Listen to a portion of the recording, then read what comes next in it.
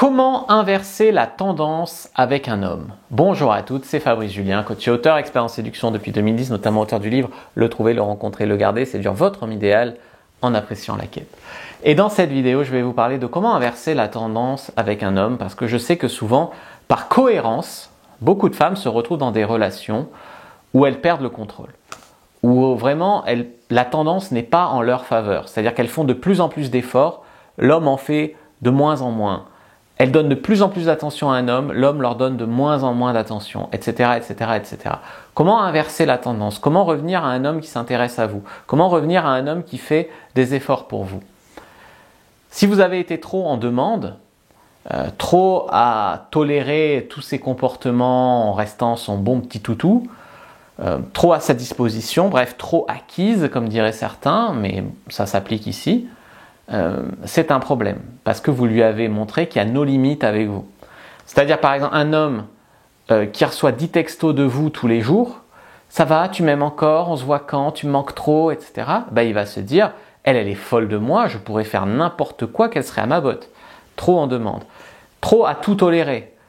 Oui, je me suis organisé pour qu'on se voit ce week-end. Ah non, mais finalement, ce week-end, je peux pas, on se verra une autre fois. Ah, c'est pas grave, mon chéri, on se verra quand tu veux, je reste à ta disposition. Ça, souvent vous voulez faire bien, c'est-à-dire que vous ne voulez pas l'étouffer, donc vous tolérez n'importe quoi. Eh bien, c'est une erreur. Il ne faut pas l'étouffer, mais il ne faut pas tolérer n'importe quoi. Trop à sa disposition, ça veut dire que lui, il te dit non, mais là on ne peut pas se voir, ça ne m'arrange pas, et puis au dernier moment, il te dit demain soir, si tu veux, on se voit. Et là, vous aviez quelque chose de prévu, mais oui, on se voit, et puis j'annulerai tout le reste. Vous ne pouvez pas être trop à sa disposition comme ça. Ça le dresse mal, on va dire. C'est-à-dire que l'homme pense qu'il peut s'organiser plein de trucs si ça foire, vous êtes son plan B.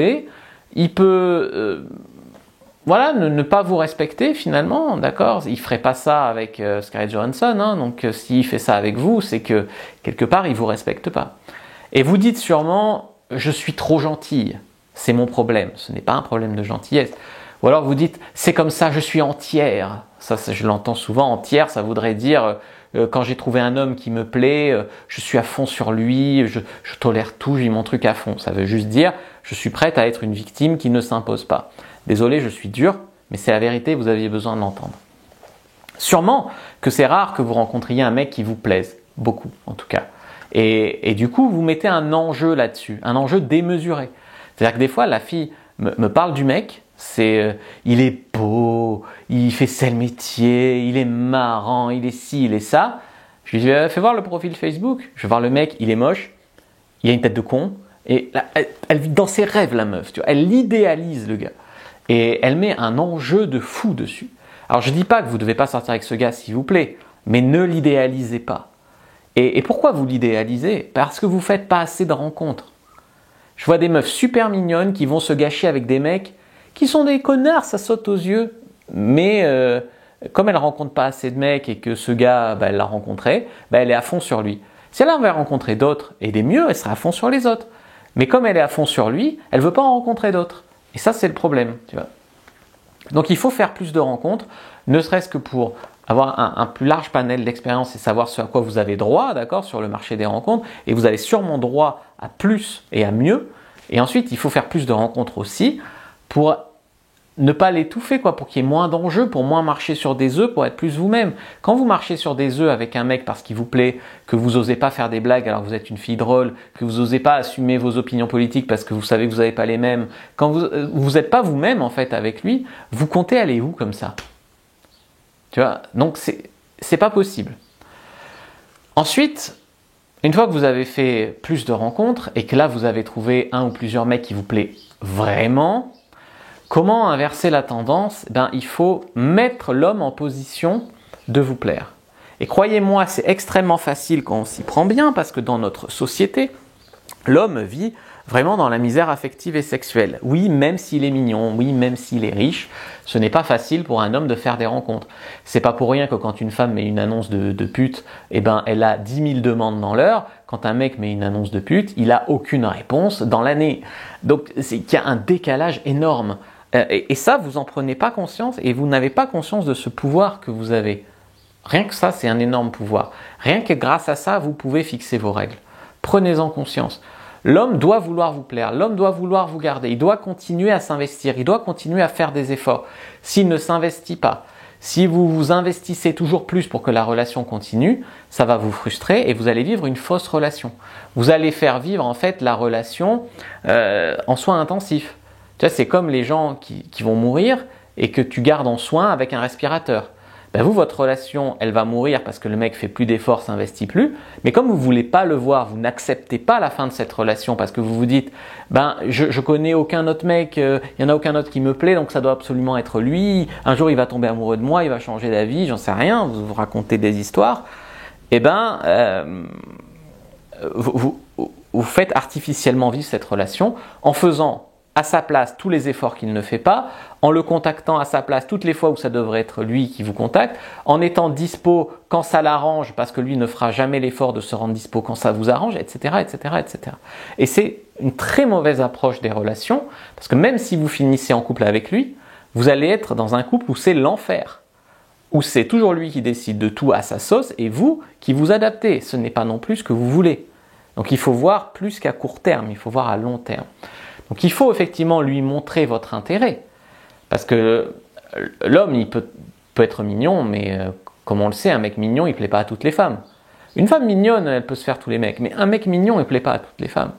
Donc, montrez votre intérêt pour qu'il sache qu'il a sa chance, mais n'oubliez pas que vous êtes toujours dans une position de pouvoir. De par votre sexe, d'accord ? L'homme propose, la femme dispose. Dans votre situation où vous cherchez à inverser la tendance, on en est arrivé à l'homme contrôle tout et la femme se couche. Ce n'est pas normal, mais c'est votre faute, parce que vous devez reprendre votre pouvoir. Donc, c'est pas parce qu'il vous plaît que c'est tout ou rien, d'accord ? Il me plaît, donc soit je mets des distances, je le bloque parce que, soit je fais tout ce qu'il veut. Non, il vous plaît, mais vous voulez en savoir plus. Il vous plaît, mais vous avez des valeurs, est-ce qu'il va être à la hauteur ? Il vous plaît, mais vous avez des standards, est-ce qu'il va vous respecter ? Un homme qui vous plaît mais qui ne vous respecte pas, vous n'en voulez pas, il ne devrait même pas vous plaire. Si un homme qui ne vous respecte pas, qui vous traite comme une merde, vous plaît, ça veut dire que vous ne vous aimez pas. Ça veut dire que vous avez un problème d'estime de vous. Donc, il faut travailler là-dessus en développement personnel. Il ne faut pas faire tous les efforts, mais il ne faut pas non plus en faire aucun. Vous devez en faire un peu, vous devez de temps en temps envoyer le premier message, de temps en temps proposer de se voir, mais vous devez laisser la place pour qu'il fasse des efforts. Et s'il n'en fait pas, vous devez laisser la place pour voir qu'il n'en fait pas. Parce que vous ne voulez pas faire vivre votre relation artificiellement, vous voulez vraiment savoir où vous en êtes. Parce que si vous devez en rencontrer un autre, il vaut mieux le savoir et pas attendre 10 ans avant de s'en apercevoir. Parce que vous aurez perdu 10 ans de votre vie. Parfois, il faut écrire le premier message, mais parfois, il faut qu'il écrive le premier message. Parfois, vous faites le premier pas, proposer de se voir, parfois, il fait le premier pas. Parfois, vous ne lui écrivez pas, et le fait de ne pas lui écrire et de ne pas lui donner de nouvelles va faire que lui, il va penser à vous, que lui, il va proposer de se voir, que vous allez lui manquer.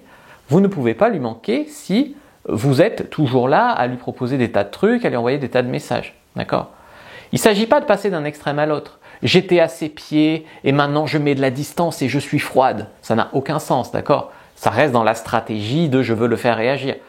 Non, il ne faut pas non plus dire je m'excuse, j'aurais jamais dû t'écrire autant, je suis vraiment désolé, je suis qu'une nulle. Non, ne rentrez pas dans la victimisation ou dans les excuses alors qu'il n'y a pas besoin de s'excuser ou dans les extrêmes, j'étais super chaleureuse, je vais devenir froide. Voilà, c'est super bizarre. En parallèle, ce que vous devez faire pour avoir la bonne distance avec les hommes et donc inverser la tendance, c'est avoir une vie épanouie sur mesure, des projets, des objectifs, des envies, des ambitions. Si vous vous ennuyez dans une vie super routinière en espérant que ce gars soit votre oasis de plaisir, ça va pas. Il faut monter votre valeur, car je vais vous dire que même Scarlett Johansson ou Penelope Cruz, même acquise, le mec, il jouerait pas au con avec elle. Donc si le mec joue au con avec vous, il y a un problème. Vous ne devez pas attendre son bon vouloir, espérer, vous contenter des miettes. Challenger le plus, il doit ressentir lui aussi la peur de vous perdre. S'il ne veut pas s'engager, vous devez refaire des rencontres, ce qui est logique, mais très peu de femmes le font. Lisez mon livre pour aller plus loin, sinon n'hésitez pas à prendre la fiche gratuite en description et dans le commentaire épinglé sur la dépendance affective. Moi je vous dis à bientôt et que le dieu de la séduction soit avec vous les amis.